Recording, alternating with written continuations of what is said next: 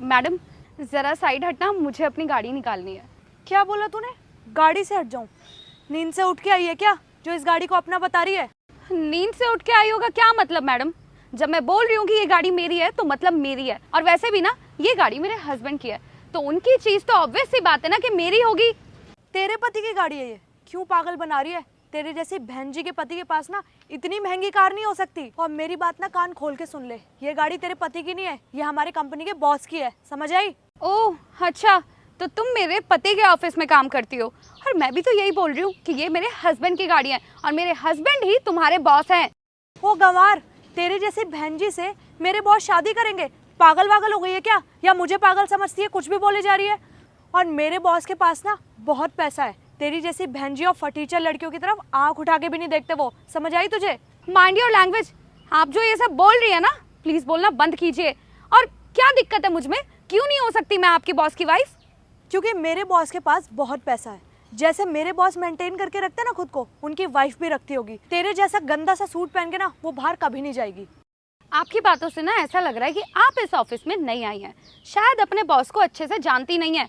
और सुबह मेरे हस्बैंड और मैं ऑफिस साथ में आए थे, वो तो मुझे कुछ जरूरी काम आ गया और आज हमारा ड्राइवर भी छुट्टी पे है, इसलिए मैं गाड़ी खुद निकाल रही थी। पर आप है कि मुझे सुनाई जा रही हैं। मुझे एक बात बता, तू ये सब नाटक इस गाड़ी को चुराने के लिए तो नहीं कर रही है?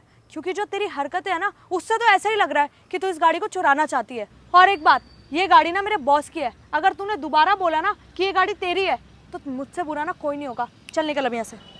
150 रुपए का सूट पहन के आ गई और बन रही है कंपनी की मालिक, जाएगी यहाँ से नहीं? बस बहुत हो गया तुम्हारा, बहुत बोल लिया तुमने।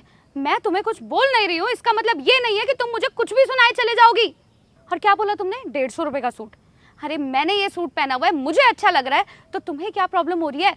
और हाँ, रही बात मेरे सूट पहनने की, पहनने को ना मैं तुम्हारी तरह ही वेस्टर्न क्लोथ भी पहन सकती हूँ, छोटे कपड़े भी पहन सकती हूँ, लेकिन हमारा इंडियन कल्चर, हमारी संस्कृति अलाउ नहीं करती कि घर की औरतें, लड़कियाँ छोटे छोटे कपड़े पहन के घर से बाहर निकलें। और वैसे भी रही बात ना कि मैं सूट पहन के घूमती हूँ, तो मेरे हस्बैंड को ना मेरा सूट पहनना पसंद है, मेरी सादगी पसंद है, इसलिए मुझे जो अच्छा लगेगा ना मैं वो पहनूंगी। तुम जैसे लोगों के कहने से ना कोई फर्क नहीं पड़ता। और तुम्हें क्या लगता है, तुम मुझे कुछ भी बोलोगी तो मुझे फर्क पड़ेगा, मैं वेस्टर्न कपड़े पहनने लग जाऊंगी? नहीं, ऐसा कुछ भी नहीं है। और शायद तुम ना अभी अपने बॉस को अच्छे से जानती नहीं हो, उनको ना वेस्टर्न कपड़े पहनने वाली लड़कियां बिल्कुल पसंद नहीं है, और वो अपनी बीवी को सादगी में ही पसंद करते हैं। और ये नेचर ना मेरा भी है, अपनी संस्कृति को फॉलो करना, और मेरे हस्बैंड भी सेम चीज़ फॉलो करते हैं, इसलिए उन्होंने मुझसे शादी करी, इसलिए मैं उनको पसंद हूँ। और क्या कहा था तुमने? कि मैं इस गाड़ी को चुराने आई हूँ? अरे तुम जानती क्या हो अभी हमारे बारे में? ऐसी ऐसी 10 गाड़ियाँ ना हमारे घर के बाहर खड़ी हैं, और मुझे कोई शौक नहीं है गाड़ियों में बैठ के चलने का। और ये तुम्हारी सोच, ये तो बहुत गंदी है। तुम्हें लगता है कि जीवन ना शोशेबाजी से चलता है, पर ऐसा कुछ भी नहीं है। तुम्हें समझने की ज़रूरत है कि जीवन में सादगी लाना बहुत ज़रूरी है। ऐसे ये शोशेबाजी, गाड़ियों का दिखावा करने से ना जीवन चलता नहीं है। और रही बात मेरी, तो मैं भी चाहूँ ना तो वेस्टर्न क्लोथ पहनूँ, गाड़ियों में घूमूँ, लेकिन मुझे ये सब पसंद नहीं है। खैर, मुझे ऐसा लगता है कि तुम्हें समझाने का कोई फ़ायदा नहीं है, क्योंकि तुम वो पत्थर हो जिस पे कितना ही हथौड़ा मार लो, लेकिन वो मूर्ति का आकार लेगा ही नहीं। तुम रुको ज़रा, मैं अभी अपने पति को फ़ोन मिलाती हूँ और उनको यहाँ बुलाती हूँ, शायद तुम्हें यकीन हो जाए कि तुम्हारी बॉस की बीवी कौन है। वाह वाह वाह, तूने तो मुझे बहुत अच्छी कहानी सुनाई है, पर अफसोस तेरी पिक्चर ना मेरे सामने फ्लॉप हो गई। तो ये जो कहानियाँ है ना, ये अपने पास रख, समझ आई? नंबर तो होगा ना तेरे पास? हो सॉरी, तेरे पास कैसे हो सकता है नंबर? मैं दे देती हूँ, पर तेरा ना वो फ़ोन उठाएंगे नहीं, क्योंकि तेरे जैसे गवारों से ना वो मुंह नहीं लगते। उनका स्टैंडर्ड कहाँ है और तेरा स्टैंडर्ड कहाँ है, वो तो साफ नज़र आ रहा है। पता नहीं कैसा ज़माना आ गया है कि आज इंसान को अपने आप को प्रूव करने के लिए सबूत दिखाना पड़ता है कि वो कौन है। अब तुम रुको, मैं अपने पति को बुलाती हूँ यहाँ पर, और शायद फिर तुम्हें यकीन हो जाएगा कि कौन हूँ मैं और तुम्हारे बॉस की बीवी कौन है। रुको ज़रा। हेलो, हाँ राहुल, क्या आप ऑफिस के बाहर आ सकते हैं 2 मिनट के लिए? नहीं नहीं, कुछ नहीं हुआ है। हाँ, आप आ जाओ। आ रहे हैं मेरे पति, और अब तुम्हें पता लगेगा कि कौन उनकी पति है और कौन तुम्हारा बॉस है। और अब ना मैं उनसे बोल के तुम्हें नौकरी से निकलवाऊंगी, क्योंकि हमारे ऑफिस में ना तुम जैसे एम्प्लॉयज़ की कोई ज़रूरत नहीं है। हाँ हाँ, बुला ले तू अपने पति को, मैं क्या तेरे पति से डरती हूँ? और तू क्या बोल रही थी, मेरी नौकरी जाएगी? मेरी नौकरी को तो कुछ नहीं होगा, पर तू यहाँ से ज़रूर जाएगी, वो भी अपने फटीचर पति के साथ। हाँ साक्षी बोलो, क्या काम था? अरे रिद्धि, तुम यहाँ पे खड़ी हो? तुम्हें कोई ऑफिस में काम नहीं है क्या? 5 मिनट का बोल के आई थी ना तुम, और अभी तक यहाँ पे खड़ी हो? वो सर, क्या टाइम वेस्ट करती रहती हो यहाँ पे? जाओ जाके काम करो। हाँ बोलो साक्षी, क्या हुआ? कुछ हुआ तो नहीं है खास, लेकिन आप मुझे ये बताओ कि क्या ऐसे एम्प्लॉयज़ हमारे ऑफिस में काम करते हैं? क्यों, क्या बात हो गई?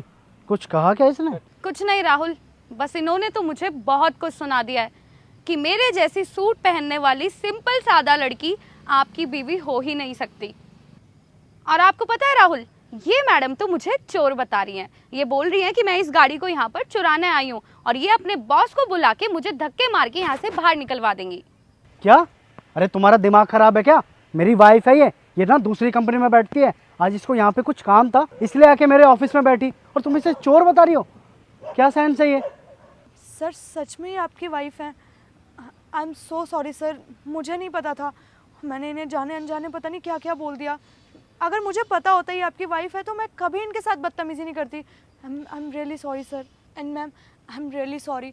मैंने आपके साथ जाने अनजाने बहुत ज़्यादा बदतमीज़ी कर दी। आगे से कभी ऐसा नहीं होगा। प्लीज़ प्लीज़ मुझे माफ़ कर दीजिए। मैं आगे से सबकी इज्जत करूँगी। प्लीज़ मुझे माफ़ कर दीजिए। क्यों, अब क्या हुआ? अब नहीं करोगी मेरी बेइज्जती?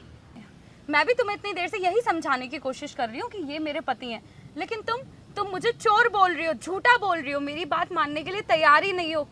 अरे पता नहीं क्या हो गया है तुम जैसी लड़कियों को, जो दूसरी लड़कियों की इज्जत करना भूल गई हैं, जो दूसरी लड़कियों का साथ देने से तो रही, उनको जज करती हैं, उनके कपड़ों को बुरा बोलती हैं। अरे अगर कोई लड़की सूट पहन रही है तो उसमें बुराई क्या है? वो उसकी मर्जी है, वो कुछ भी पहने। मेरे पति को पसंद है मेरी सादगी। तुम कोई नहीं होती मुझे जज करने वाली, इसलिए आगे से ना ध्यान रखना इस बात का कि किसी और को जज करने से पहले ना खुद को देखना, क्योंकि शोशेबाजी करने से और महंगी गाड़ियों में घूमने से ना कुछ नहीं होता। आप जीवन में कभी तरक्की नहीं पा सकते। लो, हो गई तसल्ली? अरे मेरी वाइफ है ये, आई बात समझ में? और ये ना बहुत मजबूत है, एजुकेशन से भी और अपने काम काज से भी, आई बात समझ में? और ये गाड़ी, ये ना 10 गाड़ी खरीद सकती है ऐसी, और तब भी इसे कोई फ़र्क नहीं पड़ेगा। और तुम कपड़ों को देख के क्या जज कर रही हो? हाँ, अरे हम लोग शुरू से गांव देहात के लोग हैं, हम लोग शुरू से सादे कपड़े पहनते आए हैं। और ठीक है, शहर में आने के बाद अगर मैं ऐसे कपड़े पहनने लगा तो इसका ये मतलब नहीं है कि मैं अपने घर पे अपनी वाइफ को कुछ और कपड़े पहनने दूंगा।